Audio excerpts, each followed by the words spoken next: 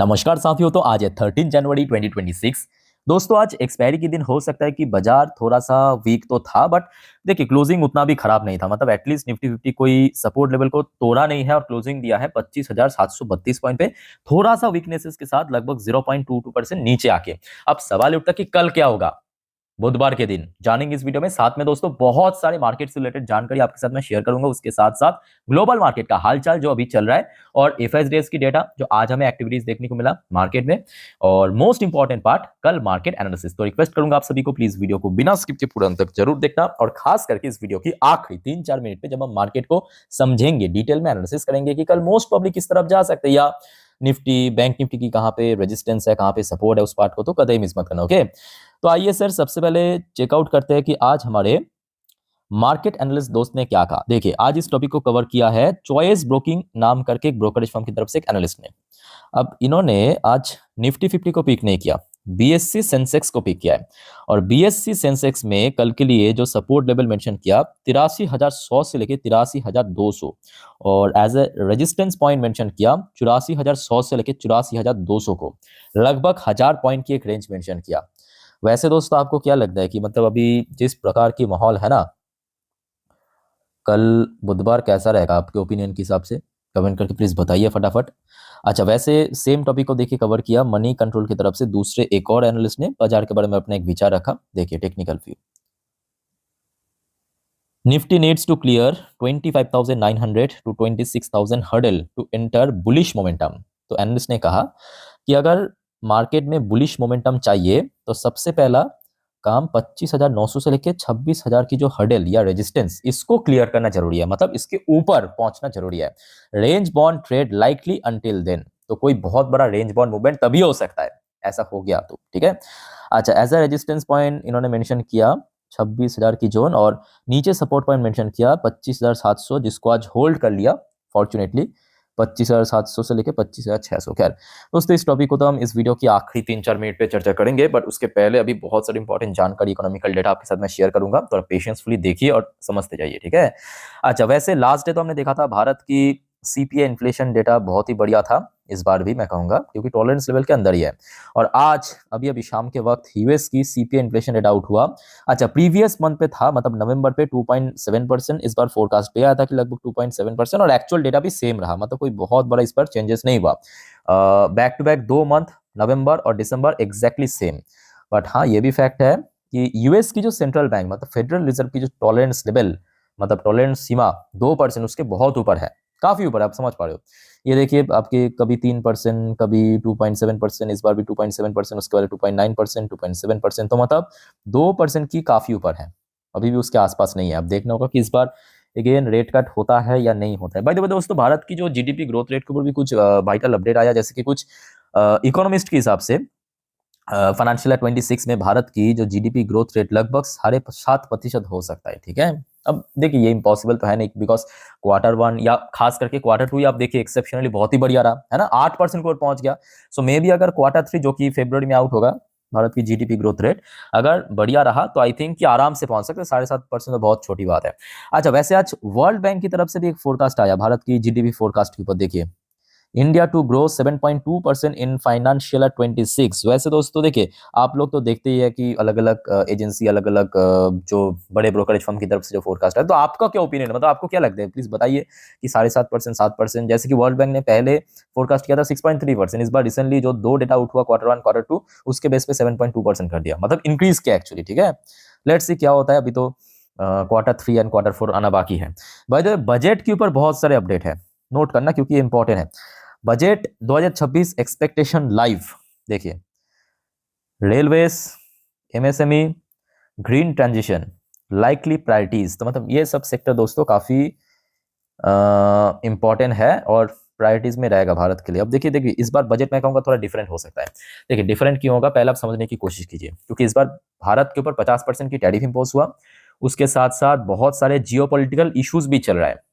Previous year की budget different था, इस बार बजट दोस्तों थोड़ा डिफरेंट होगा, क्योंकि जिन जिन सेक्टर थोड़ा सा आप कह सकते हो कि टैरिफ इंपोज होने के बाद थोड़ा वीक पड़ गया या आज के डेट में थोड़ा सा लैग कर रहा है, उसको गवर्नमेंट की सपोर्ट मिल सकता है। ओके, तो इन सब सेक्टर के ऊपर नजर रखना चाह।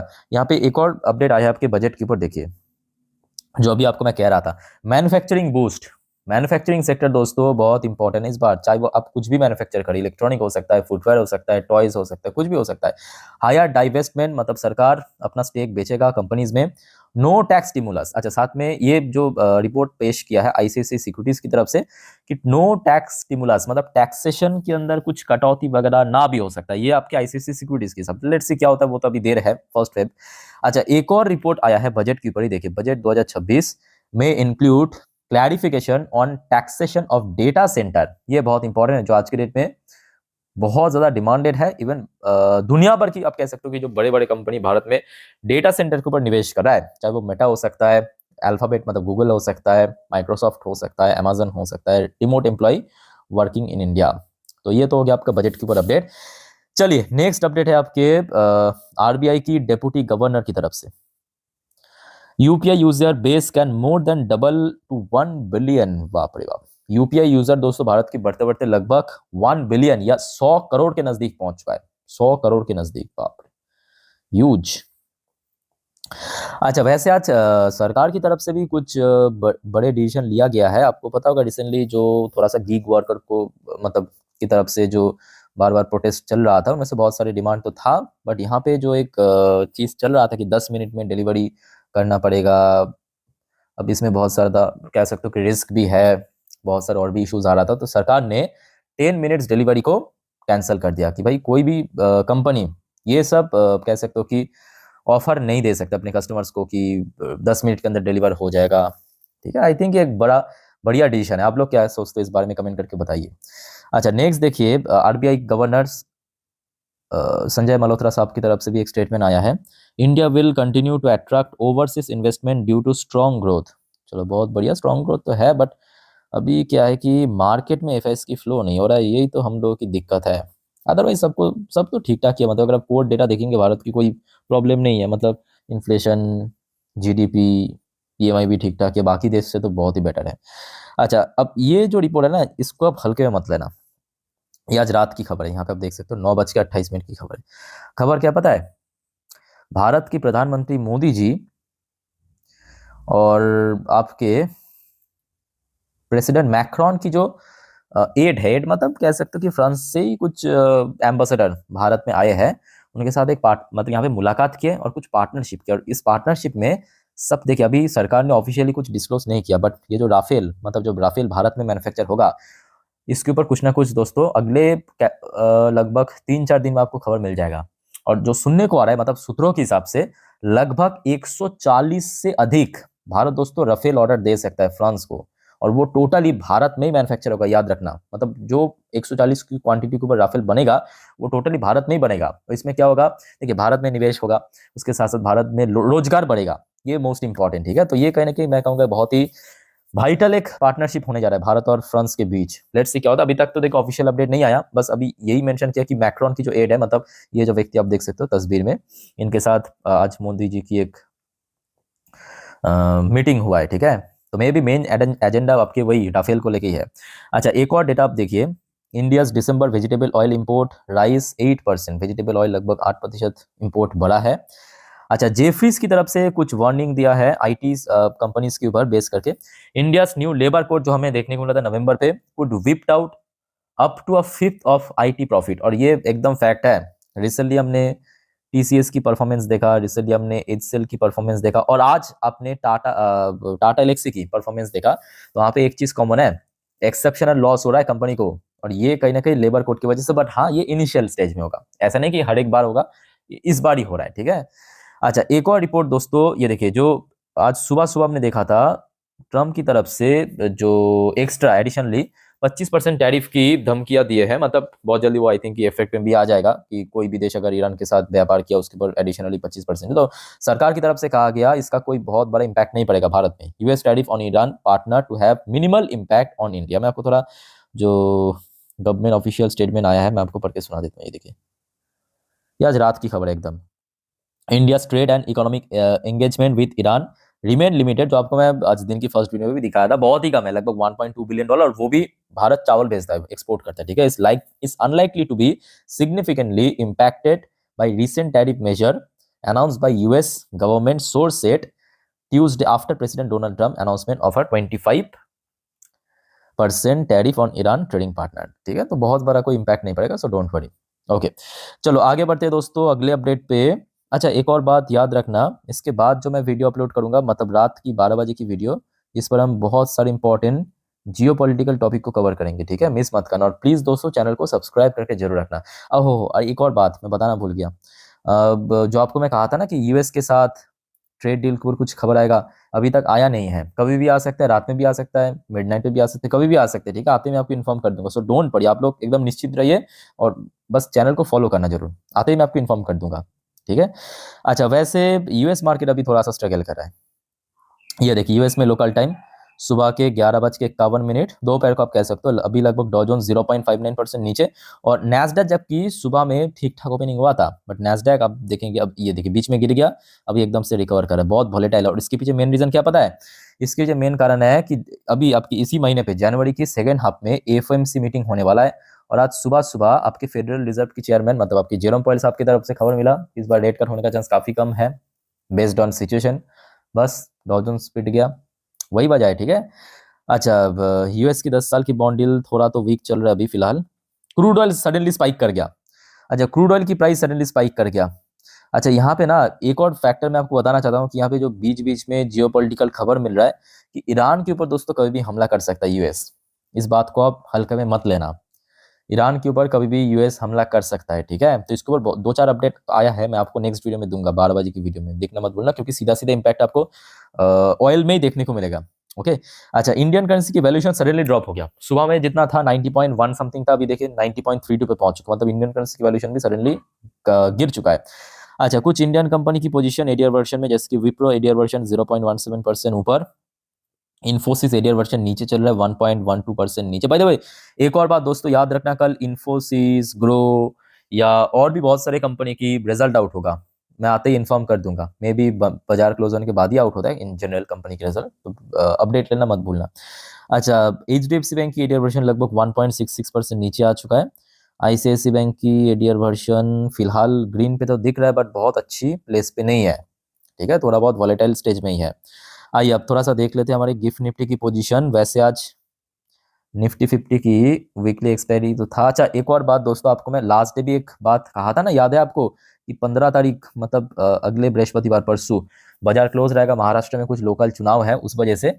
और याद रखना, जो 15 तारीख बृहस्पतिवार होता है ना सेंसेक्स की एक्सपायरी, तो बृहस्पतिवार नहीं होगा, वो अर्ली हो जाएगा, वो कल ही हो जाएगा। कल 14 तारीख सेंसेक्स की एक्सपायरी होगा, वीकली एक्सपायरी, याद रखिएगा। ठीक है, जैसे कि आज निफ्टी 50 की एक्सपायरी हुआ वैसे ही। अच्छा, फिलहाल आप देखिए गिफ्ट निफ्टी की पोजीशन चल रहा है अभी रात 10:24 पे 25,773 पॉइंट पे, मतलब आज जहाँ पे निफ्टी 50 क्लोजिंग दिया वहां से कितना होगा, 41 पॉइंट ऊपर, बहुत अच्छा भी नहीं, बहुत खराब भी नहीं आप कह सकते, बट 41 पॉइंट ऊपर चल रहा है। बट दोस्तों याद रखना, ये अभी की खबर है, क्योंकि अभी सीरियसली कह रहा हूँ, मतलब अभी यहाँ पे खड़े होकर आप ये गेज नहीं कर सकते कि कल सुबह किस तरह मार्केट ओपन होगा या कल सुबह क्या होगा, क्योंकि बीच में कुछ भी हो सकता है ना। आज की डेट में आप खुद ही सोचिए कि कितना ज्यादा जियोपॉलिटिक्स के ऊपर मार्केट रिएक्ट कर रहा है, हर एक मिनट पे रिएक्ट कर रहा है। ठीक है, तो देखिए मैं एक काम करूंगा, जो आपको मैं लास्ट डे भी बताया था, आज भी बताऊंगा कि देखिए सुबह जब बाजार ओपन होता है 9:15, तो उसके पहले मैं अपने इंस्टाग्राम में एक बार गिफ्ट निफ्टी की जो सुबह की पोजीशन है उसका जानकारी दे दूंगा अपडेट। ठीक है, तो आप में से कोई अगर इंस्टाग्राम में मुझे फॉलो करके रखना है, लिंक आपको नीचे मिल जाएगा डिस्क्रिप्शन बॉक्स में। इवन वहां पे मैं जितने भी देखिए वाइटल जानकारी होता है दे देता हूँ इंस्टाग्राम स्टोरी में, एक बार बस चेक कर लेना बस। अच्छा, वैसे आज एफएस द्वारा सेल ऑफ तो हुआ है, जो कि एक्सपेक्टेशन था, डीएस ने खरीदा भी है, बट एफएस ने बेचा थोड़ा ज्यादा है, 1,499 करोड़, और डीएस ने खरीदा है नेट वैल्यू 1,181 करोड़। ठीक है, अच्छा, बाकी मिडिल ईस्ट की तरफ से कोई न्यू अपडेट नहीं है, और TA35 आज क्लोजिंग दिया थोड़ा सा नीचे, 0.44% नीचे आके। चलो, जितने भी इंपॉर्टेंट दोस्तों जानकारी था आपके साथ में शेयर किया, अब चलिए मार्केट एनालिसिस वाला पार्ट के ऊपर लेके चलते। तो दोस्तों अभी आपके सामने मैं ओपन कर लिया निफ्टी 50 की लास्ट 3 महीने की कैंडलस्टिक चार्ट पैटर्न। अब जो बात आपको मैं बताने जा रहा हूँ बहुत ही ध्यान से सुनना, अच्छे से ऑब्जर्व करना हर एक पॉइंट को, हर एक नंबर को। बट उसके पहले साथियों, आप सभी को रिक्वेस्ट करूंगा, अगर आपको वीडियो भी तक अच्छा लगा, इन्फॉर्मेटिव लगा, प्लीज वीडियो को लाइक करना, और प्लीज दोस्तों चैनल को सब्सक्राइब करके जरूर रखना, ऐसे इन्फॉर्मेटिव वीडियो हर रोज हर वक्त पाने के लिए। ठीक है, देखिए मैं मेहनत से आप लोगों के लिए वीडियो बनाता हूँ, अपलोड करता हूँ, बट आप अगर सब्सक्राइब नहीं करते हो ना, तो आप तक पहुंचता नहीं है वीडियो, है ना, तो आप समझ पा रहे हो। तो जानकारी इंपॉर्टेंट है आज के डेट में मार्केट के लिए। तो एक बार सब्सक्राइब करके रख दीजिए। अच्छा, कल सुबह सुबह आप लोग भी एक काम करना, गिफ्ट निफ्टी की अपडेट तो मैं आपको मेरे इंस्टाग्राम स्टोरी में दे दूंगा, उसके बाद चेक कर लेना। और गूगल में जाके एक बार डॉ जोन्स एंड नैस्डैक की फ्यूचर को भी देख लेना, तो आपको ग्लोबल मार्केट की सेंटीमेंट और कह सकते हो कि काइंड ऑफ गिफ्ट निफ्टी की सेंटीमेंट के बारे में एस्टिमेट मिल जाएगा। मतलब थोड़ा बहुत तो आप जान ही लेंगे कि हाँ किस तरफ ओपनिंग हो सकती है, उसके बाद देखा जाएगा, है ना। अच्छा, कल के लिए कुछ इंपॉर्टेंट सेक्टर देखिए, इंपॉर्टेंट है actually. Number 1 bank Nifty, number 2 आपके IT sector, number 3 oil sector, अभी ऑयल प्राइस काफी बढ़ चुका है, और नंबर 4 ऑटो सेक्टर, नंबर 5 कल बहुत सारे सेक्टर इंपॉर्टेंट है, मेटल सेक्टर। ये पांचों सेक्टर दोस्तों कल इंपॉर्टेंट है, ठीक है। अच्छा देखिए, ये एक दिन की चार्ट पैटर्न है, मतलब हर एक कैंडल यहाँ पे एक एक दिन को ही रिप्रेजेंट कर रहा है। जैसे कि आज की कैंडल आप देख सकते हो, बीच में गिर गया था, फिर एकदम से रिकवर कर गया। अच्छा, वैसे देखिए कल के लिए जो इंपॉर्टेंट लेवल है ना, मतलब सबसे क्रूशियल लेवल अगर हम बात करें, जहाँ पे दिसंबर पे बैक टू बैक सपोर्ट मिला था, ये वाली लेवल, ये कौन सा लेवल है, ये आपके याद रखना या नोट करना, 25,000 750 की लेवल, ये सबसे इंपॉर्टेंट लेवल मैं कहूँगा। आईएमपी, ये सबसे इंपॉर्टेंट लेवल, इसको होल्ड करना जरूरी है। क्या करना, होल्ड करना जरूरी है कल के लिए, ठीक है। तो ये सबसे इंपॉर्टेंट लेवल, क्योंकि आज क्लोजिंग थी उससे थोड़ा सा नीचे, तो कल ये तो हो गया इंपॉर्टेंट लेवल। अब बात करेंगे भाई सपोर्ट कहाँ पे है। देखिए सपोर्ट के लिए मैं आपको हाँ लास्ट 2 दिन की चार्ट पैटर्न दिखाता हूँ, तो यहाँ पे आपको थोड़ा बहुत क्लैरिटी मिल जाएगा। देखिए ये पिछले 2 दिन, मतलब आपके आज हो गया मंगलवार, कल सोमवार और शुक्रवार की चार्ट है, ठीक है। तो यहाँ पे ये हो गया आपका 4 घंटे की चार्ट पैटर्न, नोट करना, ये 4 घंटे की चार्ट पैटर्न, 4 घंटे की, मतलब हर एक कैंडल 4 4 घंटे को रिप्रेजेंट कर रहा है। तो ये आप देख सकते हो जो कैंडल है, ये फ्राइडे सेकेंड हाफ की, ये Monday first half, Monday second half, आज फर्स्ट हाफ, आज सेकेंड हाफ, ठीक है। तो यहाँ पे आपको एक कॉमन पॉइंट नीचे की तरफ नजर आएगा, कौन सा पॉइंट, ये देखिए, ये वाली पॉइंट, ठीक है। ये कौन सा पॉइंट है पता है, ये पॉइंट है, आपको लिख के देता हूँ, 25,650 से लेके 25,700, ये सबसे इंपॉर्टेंट कल के लिए, ये है सपोर्ट जोन, सपोर्ट जोन, ठीक है। तो ये दोस्तों सपोर्ट डिफाइन हो गया। आप बात करेंगे ऊपर की तरफ रेजिस्टेंस, देखिए 25,750 को मान लीजिए कि कल क्रॉस कर लिया, बट उसके साथ साथ ये भी फैक्ट है, जैसे कि फ्राइडे के दिन और आज मंगलवार इसी सेम लेवल पर रेजिस्टेंस फेस किया, जिस बारे में आपको मैं लास्ट डे भी कहा था। कुछ याद आ रहा है कौन सा लेवल कहा था? हाँ, मैं आपको कहा था 25,900 से लेके 25,950, ये सबसे इंपॉर्टेंट रेजिस्टेंस। उसके बाद 26,000 तो अभी दूर की बात है, ठीक है। अच्छा चलो, निफ्टी निफ्टी हो चुका है, अब बात करेंगे बैंक निफ्टी। देखिए बैंक निफ्टी के लिए, अच्छा बैंक निफ्टी की क्लोजिंग मैं कहूँगा आज बहुत तगड़ा था, एटलीस्ट पॉजिटिव में क्लोजिंग तो दिया ना। और मोस्ट इंपॉर्टेंटली बैंक निफ्टी 59,500 को डिफेंड भी किया है, इसके ऊपर क्लोजिंग दिया है, और कल इस लेवल को ही डिफेंड करना जरूरी है। अच्छा, नीचे की तरफ बैंक निफ्टी के लिए जो ब्लू कलर की लाइन आपको दिख रहा है, मतलब 59,000 लगभग 100 के आसपास एक अच्छा सपोर्ट है। और ऊपर की तरफ मैं कहूँगा, देखिए आज जहाँ पे इंटरडे हाई टच किया, वहां से लेके 60,000 की लेवल इंपॉर्टेंट रेजिस्टेंस, ठीक है। सो दोस्तों मैं आपको निफ्टी फिफ्टी बैंक निफ्टी समझा चुका हूँ, और कोई आपका कोई डाउट्स है या क्वेरीज है इस बारे में कमेंट करके बताइए। और दोस्तों याद रखना, आज के डेट में बाजार कितना वॉलेटाइल है, कितना रिस्की है, मुझे अलग से आई थिंक बताने की आवश्यकता नहीं है। सो गलती से भी F and O trading, intraday, put call, buy sell, इन सब चक्कर में बिल्कुल मत पड़ना, खास करके इस बारे में कोई जानकारी नॉलेज नहीं रखते हो तो आप, ठीक है। नॉर्मली वीडियो देखिए, सीखिए, कोई प्रॉब्लम है तो मैं हूँ आप लोग के लिए, कमेंट, ठीक है, तो कमेंट करके बताइए। और साथियों चैनल को सब्सक्राइब करना मत भूलना, ऐसे इन्फॉर्मेटिव वीडियो हर रोज हर वक्त पाने के लिए। तो मिलता है नेक्स्ट वीडियो में, टेक केयर, बाय बाय, जय हिंद।